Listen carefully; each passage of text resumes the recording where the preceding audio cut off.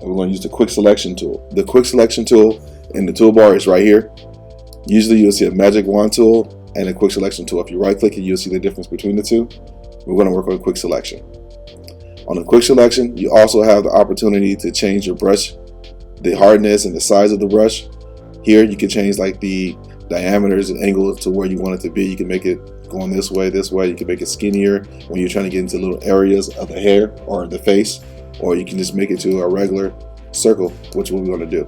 Okay, and we always want to keep our hardness to 100%. Our spacing, we want to kind of keep it down low, probably about 10% or below. And then here, like I said, we can change it from here, or we can use the bracket tools that's on the keyboard.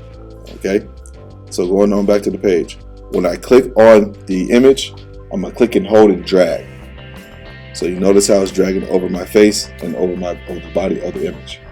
In order to just create that own selection of that image, I'm going to right click on the mouse and it's going to say via layer copy, right? Notice how they made another copy. Now, I don't want to see the layer I just had. I want to see just the layer that I chose. So all I do is click that, and now it cuts out the background. Now I can go back into my mask and be able to see that.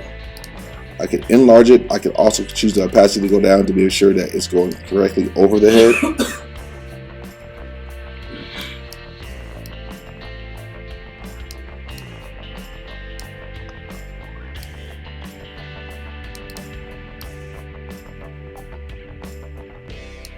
Right?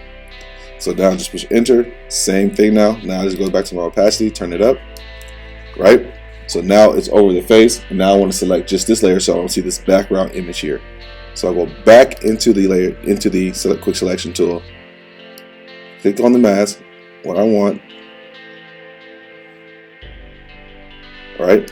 Now, the thing about this layer here, or the thing about the quick selection tool, let's say that I was trying to do something really distinct, a lot of different areas, and a lot of different stuff that I don't want. So you notice right there, I just made a selection that I don't want, right? Up in here, you have these little different tools right here. This one's saying the quick selection tool. This is saying add to the selection. And this one's saying subtract from the selection. I want to subtract from the selection. So I'll go here, I'll click on the subtract, right? And you'll notice that it has a little minus button. There's also a tool I can use on the keyboard. It's called the shift button, or the alt or option button. I can hold on to that and click it as well. But once I click on there, you notice how it goes back to its original form.